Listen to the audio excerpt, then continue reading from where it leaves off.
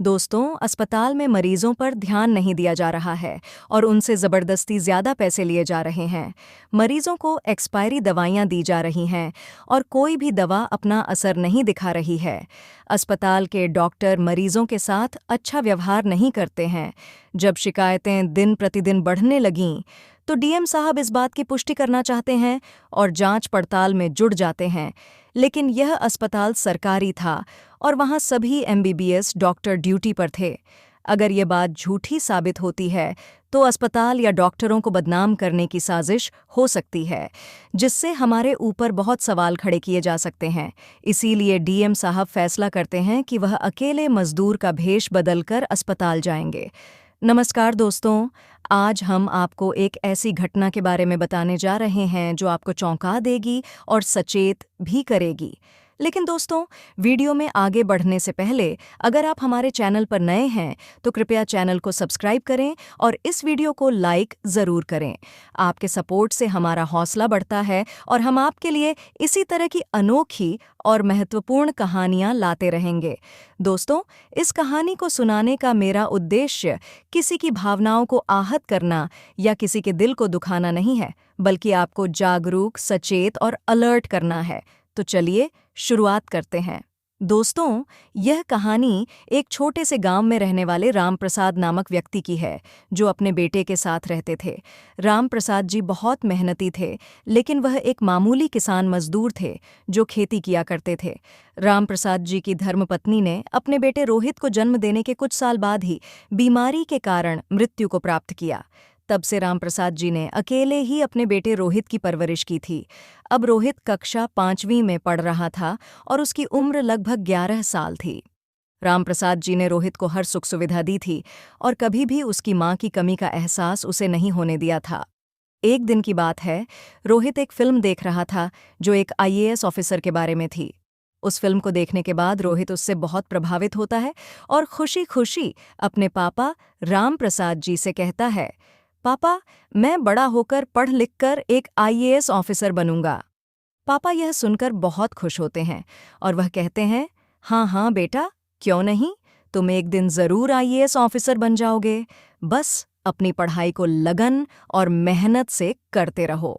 उस दिन से रोहित ने अपने मन में यह ठान लिया कि उसे बड़ा होकर आईएएस ऑफिसर बनना है। वह ये बात अपने स्कूल के दोस्तों को बताता था, लेकिन सभी बच्चे उसका मजाक उड़ाते थे।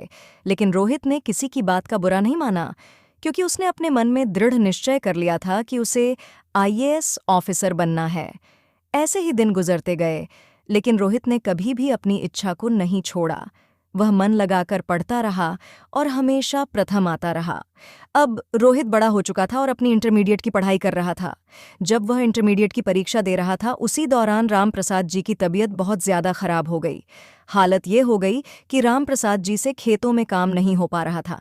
राम प्रसाद जी ने रोहित से कहा, बेटा, अब तुम अपनी पढ़ाई छोड़ दो और खेतीबाड़ी के कामों में मेरा हाथ बटाओ।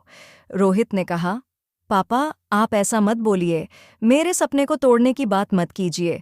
मुझे पढ़ लिख कर आईएएस अधिकारी बनना है। मेरा बचपन से एक ही सपना रहा है। राम प्रसाद जी रोते हुए कहते हैं, अब दिन प्रतिदिन मैं बूढ़ा होता जा रहा हूं और मेरी तबीयत का तुम्हें पता है। अब मुझसे खेतों में काम नहीं होता है, इसीलिए अब तुम मेरे साथ खेतों में हाथ बटाओ और ये पढ़ाई लिखाई छोड़ दो, क्योंकि मेरी आमदनी भी कम हो गई है। मैं और पढ़ाई का खर्चा नहीं उठा पाऊंगा। रोहित अपने पापा से कहता है, पापा, आप पैसों की चिंता मत कीजिए। मैं बच्चों को ट्यूशन पढ़ाऊंगा और खेतों में काम भी करूंगा। अब आप आराम कीजिए, बस मुझे अपना सपना पूरा करने दीजिए। राम प्रसाद जी अपने बेटे को हौसला देकर कहते हैं, ठीक है बेटा, जैसे तुम्हें ठीक लगे वैसे करो। इसके बाद रोहित कहता है, मुझे ऐसे गिरने मत दीजिए। आप मुझे सपोर्ट कीजिए और मेरे हौसले को कंधे से कंधा मिलाकर खड़े रहिए, तभी मैं कुछ कर पाऊंगा। बस आप मेरी हिम्मत मत तोड़िए, आप मेरे साथ खड़े रहिए। अब रोहित और भी ज्यादा मेहनती हो चुका था, क्योंकि वह समझ चुका था कि अपनी पढ़ाई लिखाई का ध्यान अब उसे खुद ही रखना है। इसीलिए उसने एक छोटा सा ट्यूशन सेंटर शुरू किया और गांव के बच्चों को पढ़ाने लगा। धीरे धीरे रोहित की मेहनत रंग लाने लगी और उसका ट्यूशन सेंटर चलने लगा। बच्चों की संख्या बढ़ने लगी और अब आसपास के सभी गांवों के बच्चे ट्यूशन पढ़ने आने लगे। रोहित ईमानदारी से बच्चों को पढ़ाता था और गणित में बहुत अच्छा था, जिससे बच्चों की संख्या और बढ़ी। अब रोहित ने देखा कि वह अकेले सभी बच्चों को नहीं पढ़ा सकता, तो उसने कई टीचर्स का इंटरव्यू लिया और सिर्फ उन्हीं टीचर्स को रखा जो अच्छे से पढ़ा सकते थे। उन्हें अच्छी सैलरी भी दी। सेंटर अब और भी अच्छे से चलने लगा। रोहित ने इसे अब कोचिंग का नाम दे दिया। ऐसे देखते देखते 3 साल बीत जाते हैं और रोहित अपनी ग्रेजुएशन के आखिरी साल में आ जाता है। अब राम प्रसाद जी की तबीयत भी ठीक थी और उनके पास अच्छे खासे पैसे भी आ चुके थे, क्योंकि कोचिंग सेंटर से रोहित अच्छा खासा कमा रहा था। लेकिन गांव के लोग बहुत बातें बनाने लगे थे। एक दिन राम प्रसाद जी ने रोहित से कहा, गांव के लोग बातें बना रहे हैं, मुझ पर उंगलियां उठा रहे हैं कि मैं अपने बेटे के साथ बुरा कर रहा हूं। मुझे लगता है कि अगर तुम्हारी माँ जिंदा होती तो वह तुम्हारी शादी कराती और तुम्हारा ख्याल रखती। लेकिन मुझे तो बस तुम्हारी कमाई चाहिए, अब तक तुम्हारी शादी भी नहीं कराई। राम प्रसाद जी की आंखों में आंसू थे, क्योंकि उन्होंने तो सब कुछ अपने बेटे पर कुर्बान कर दिया था। वह जानते थे कि अगर वह चाहते तो दूसरी शादी भी कर सकते थे, लेकिन उन्होंने अपनी पत्नी की मौत के बाद बेटे की खातिर दूसरी शादी नहीं की। वह नहीं चाहते थे कि रोहित को सौतेली माँ का सामना करना पड़े, क्योंकि सौतेली माँ का होना आजकल क्या होता है, ये सब जानते थे। राम प्रसाद जी आगे कहते हैं, अब तुम अपनी शादी कर लो बेटा। लेकिन रोहित इनकार कर देता है।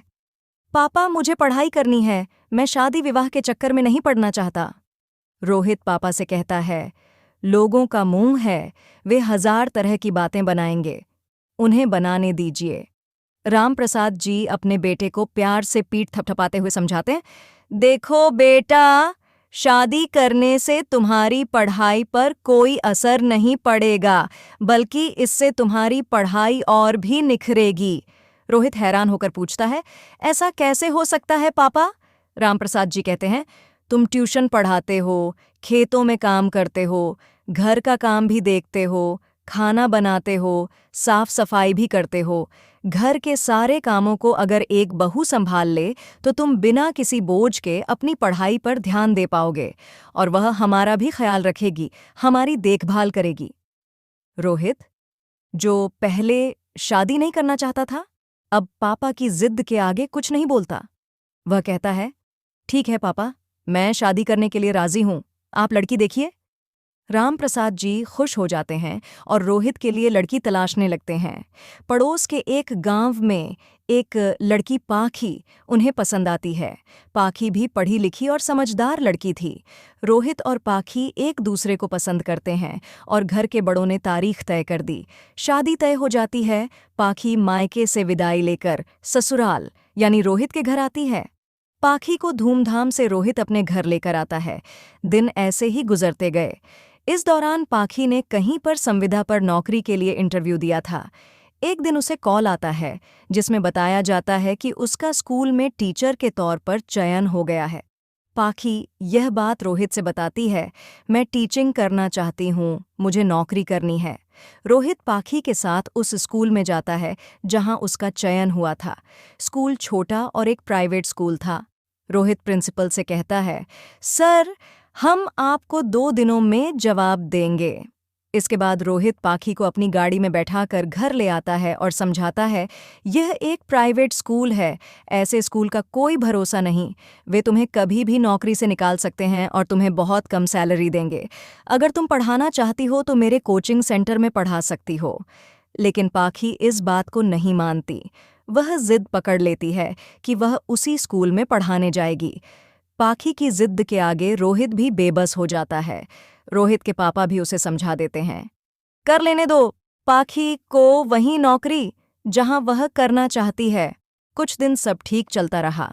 पाखी स्कूल जाती रही। स्कूल जाने से पहले वह घर का सारा काम निपटा देती थी, लेकिन जैसे जैसे दिन गुजरते गए पाखी को यह सब बोझ सा लगने लगा। उसे ऐसा महसूस होने लगा जैसे वह एक नौकरानी बन गई हो। उसकी आदतें भी खराब होने लगीं। एक दिन सुबह सुबह पाखी ने अपने पति से कहा, क्या तुम्हें दिखाई नहीं देता? मुझे सुबह सुबह कितनी जल्दी उठना पड़ता है, जबकि तुम पूरे दिन निठल्ले बैठे रहते हो। घर के कामों में मेरा हाथ क्यों नहीं बटाते? यह बातें रोहित को बहुत बुरी लगीं और वह हैरान हो जाता है। वह कहता है, देखो पाखी, मैं खेतों में काम करता हूँ, कोचिंग सेंटर भी चलाता हूँ, अपनी पढ़ाई भी करता हूँ और घर का काम भी करता हूँ। तुमसे 3 लोगों का खाना भी नहीं हो रहा और मैं तुम्हारी मदद करता हूँ। आज तुम्हें क्या हो गया है? पहले तो ऐसा कभी नहीं हुआ। पाखी बड़बड़ाती हुई काम करने जाती है और स्कूल चली जाती है। आते ही वह अपने कमरे में बंद हो जाती है। रात का खाना रोहित ने बनाया, लेकिन पाखी ने बाहर आकर खाना नहीं खाया। वह चुपचाप सो गया, यह सोचकर कि पाखी गुस्से में है, सुबह ठीक हो जाएगी। लेकिन अगले दिन भी पाखी गुस्से में थी, बगैर खाना बनाए स्कूल चली गई और जाते हुए कह गई, अपना खाना बना लेना, जैसे पहले बनाते थे। मैं आज स्कूल से लेट आऊंगी। कुछ दिनों तक यही नाटक चलता रहा। रोहित ने बहुत बर्दाश्त किया और पाखी को समझाने की कोशिश भी की, लेकिन वह अपनी हरकतों से बाज नहीं आई। रोहित की कोई बात पाखी को समझ में नहीं आती थी। इन्हीं वजहों से वह अपनी पढ़ाई पर ज्यादा ध्यान नहीं दे पा रहा था। एक दिन रोहित ने साफ साफ शब्दों में कह दिया, तुम आज स्कूल तभी जाओगी जब तुम खाना बना दोगी। अगर तुम्हें यह नौकरी करनी है तो घर का काम भी देखना पड़ेगा। इस बात को लेकर दोनों में बहुत झगड़ा हुआ और पाखी अपना ससुराल छोड़कर मायके चली गई। कुछ दिनों बाद पाखी ने अपने पिता से बोलकर रोहित के घर तलाक के पेपर भेज दिए। रोहित उन पेपरों पर साइन नहीं करता और अपनी गाड़ी लेकर पाखी के घर पहुंच जाता है। पाखी के पिता से मुलाकात करता है और सारी बातें बताता है, लेकिन पाखी के पिता भी अपनी बेटी का ही पक्ष लेते हैं। वह कहते हैं, बेटा, अगर यह पढ़ाना चाहती है तो तुम्हें इससे क्या परेशानी है? रोहित जवाब देता है, पिताजी, मुझे इनकी नौकरी करने या पढ़ाने से कोई परेशानी नहीं है, लेकिन यह एक प्राइवेट स्कूल में संविदा पर नौकरी कर रही हैं। वे कभी भी इन्हें नौकरी से हटा सकते हैं। अगर इन्हें इतना ही पढ़ाने का शौक है तो आप इन्हें मेरे कोचिंग सेंटर में पढ़ा सकती हैं। मैं इन्हें स्कूल से भी ज्यादा पैसे दे सकता हूँ। लेकिन पाखी और उसके पिता इस बात को मानने को तैयार नहीं होते। रोहित गुस्से में कहता है, पाखी ने खुद ही मुझे तलाक के पेपर भेजे हैं, लेकिन मैंने उन पर साइन नहीं किए हैं और ना ही कभी करूंगा। मैं इन्हें तलाक नहीं दूंगा, क्योंकि शादी सिर्फ एक बार होती है और यह 7 जन्मों का रिश्ता है। इनसे कोई भी रिश्ता टूट नहीं सकता। इतना कहकर वह अपने घर लौट आता है। समय यूं ही गुजरता गया, लेकिन पाखी नहीं आई। रोहित का ग्रेजुएशन अब पूरा हो चुका था। वह कई प्रतियोगिता परीक्षाओं के फॉर्म भरता है। उधर पाखी स्कूल में पढ़ाती है और वहीं से अपने मायके लौट जाती है। उसके मायके और स्कूल के बीच की दूरी लगभग बराबर थी। पाखी को अपनी गलतियों का एहसास अब तक नहीं हुआ था और इसी कारण अब दोनों के बीच कोई बातचीत नहीं होती थी। एक दूसरे से कोई कॉल नहीं करता था। रामप्रसाद जी ने कई बार रोहित से कहा था, बेटा, बहू को घर लेकर आओ, लेकिन रोहित दोबारा उसे लेने के लिए नहीं गया। वह कहता है, पापा, जब तक पाखी की समझ में बात नहीं आएगी वह खुद आ जाएगी। मैं अब वहां जाकर जलील नहीं होना चाहता। जिंदगी ऐसे ही गुजरती रही और फिर कुछ दिनों बाद यूपीएसएससी की भर्ती निकल जाती है। रोहित भी फॉर्म भर देता है। दिन रात वह अपनी तैयारी में जुट जाता है। अब उसे किसी भी काम में उलझने की फुर्सत नहीं थी। घर के कामों के लिए उसने एक नौकर रख लिया, क्योंकि कोचिंग सेंटर से उसे अच्छी कमाई हो रही थी। अब उसकी जिंदगी में सिर्फ 3 काम रह गए थे, खाना खाना, पढ़ाई करना और सोकर आराम करना। उसकी सारी सोच और ऊर्जा यूपीएसएससी की परीक्षा में लगी थी। उसकी पत्नी छोटी नौकरी कर रही थी और उसे अकेला छोड़कर जा चुकी थी। 10,000 की नौकरी का ताना मारकर गई थी। रोहित परीक्षा में बैठता है और जब रिजल्ट आता है तो उसे यह देखकर खुशी होती है कि वह प्री एग्जाम पास कर चुका है। अब उसे 3 महीने का वक्त मिलता है। वह अपने पापा से कहता है, पापा, मुझे आप जरा भी डिस्टर्ब मत करिए, मुझे पूरी तरह से अपनी तैयारी करनी है। वह खुद को एक कमरे में बंद कर देता है, फ़ोन स्विच ऑफ कर देता है और अपनी पढ़ाई में पूरी तरह से जुट जाता है। 2 महीने बाद मेंस परीक्षा होती है और वह उसे भी पास कर लेता है। अब इंटरव्यू का वक्त आता है और रोहित वह भी पास कर लेता है। उसे एक आईएएस ऑफिसर के रूप में सिलेक्ट किया जाता है और डीएम की पोस्ट मिल जाती है। रोहित अब एक जिले का चार्ज संभालता है। डीएम बनने के बाद वह हर काम की बारीकी से छानबीन करता है और अपनी समझदारी से अपनी ड्यूटी निभाता है। उसके पापा भी बहुत खुश होते हैं और अपने बेटे पर फख्र महसूस करते हैं। एक दिन रोहित अपने ऑफिस जाता है और देखता है कि कुछ दिनों से सरकारी अस्पताल के खिलाफ शिकायतें बढ़ने लगी हैं। गरीब लोग शिकायत कर रहे थे कि इस अस्पताल में मरीजों का सही इलाज नहीं हो रहा, उनसे ज्यादा पैसे लिए जा रहे हैं और एक्सपायरी दवाइयां दी जा रही हैं। जब यह शिकायतें बढ़ने लगीं तो डीएम साहब ने इसे सच्चाई जानने के लिए जांच शुरू की। क्योंकि यह सरकारी अस्पताल था और वहां सभी एमबीबीएस डॉक्टर ड्यूटी पर थे, डीएम साहब को डर था कि कहीं यह आरोप झूठे न हों और अस्पताल या डॉक्टर की बदनामी न हो जाए। इसलिए उन्होंने फैसला किया कि वह मजदूर का भेष बदलकर अस्पताल जाएंगे और अपनी जांच करेंगे।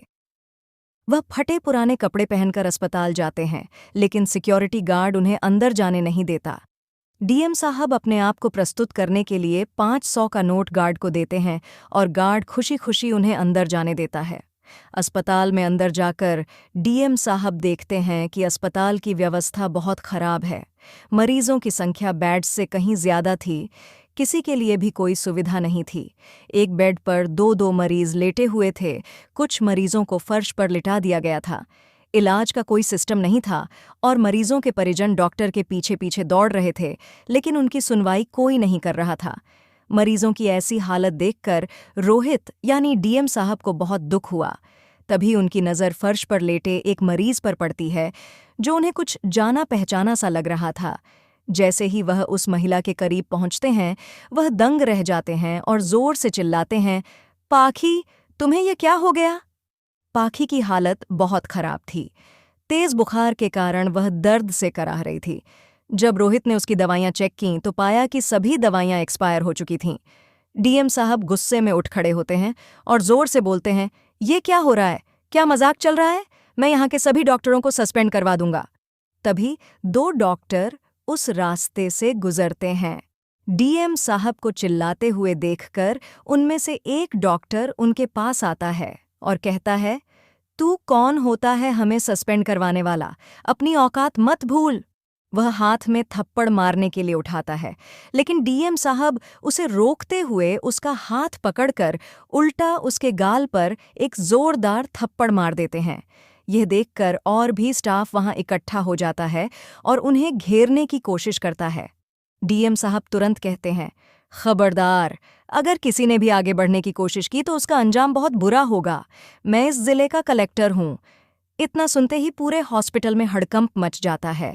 फिर रोहित अपना फोन निकालते हैं और पास के पुलिस स्टेशन को कॉल करके पुलिस को बुला लेते हैं। सभी डॉक्टरों को हिरासत में ले लिया जाता है और एक फॉरेंसिक टीम को भी बुलाई जाती है।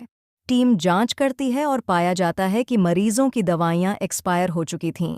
इसके बाद डीएम साहब डॉक्टरों के खिलाफ केस दर्ज करवाते हैं और उनके लाइसेंस को कैंसिल कर देते हैं। फिर वह पाखी के पास जाते हैं और कहते हैं, पाखी उठ जाओ, अब मैं आ चुका हूँ।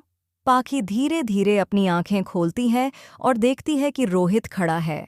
वह उसे बताने ही वाले थे कि वह अब डीएम बन चुका है, लेकिन पाखी पहले ही बोल देती है, मुझे पहले ही सब कुछ पता चल गया था। मैं अपनी हालत पर बहुत शर्मिंदा हूँ, मुझे माफ़ कर देना। रोहित उसे चुप कराते हुए कहता है, तुम्हें कुछ नहीं होगा। वह पाखी को अपनी गोद में उठाता है और उसके साथ बाहर आ जाता है। तब तक रोहित का ड्राइवर गाड़ी लेकर पहुंच जाता है। रोहित कहता है, किसी अच्छे अस्पताल में ले चलो। पाखी का इलाज अच्छे से होता है और वह कुछ ही दिनों में ठीक हो जाती है। फिर रोहित पाखी से पूछता है, तुम्हारी यह हालत कैसे हो गई? पाखी रोते हुए बताती है, जब मैंने तुम्हें तलाक के पेपर भेजे थे तब 6 महीने बाद पिताजी की तबीयत खराब हो गई। उनका इलाज इसी सरकारी अस्पताल में हुआ, लेकिन वह बच नहीं सके क्योंकि हमें यह नहीं पता था कि यहाँ एक्सपायरी दवाइयाँ दी जाती हैं। 1 साल बाद मेरी नौकरी भी चली गई और मुझे हटा दिया गया। नौकरी का तनाव बढ़ने से मेरी तबीयत बिगड़ने लगी। फिर किसी ने मुझे इस अस्पताल में भर्ती करा दिया। अगर तुम वहां नहीं पहुंचते तो मैं आज इस दुनिया में नहीं होती। ये सुनकर रोहित पाखी के होठों पर अपना हाथ रखता है और कहता है, कोई बात नहीं, तुम्हें अपनी गलती का एहसास है, यही बड़ी बात है। सुबह का भूला शाम को घर लौट आए तो उसे भूला नहीं कहते। और मैं तो पहले ही तलाक पेपर पर साइन नहीं किया था।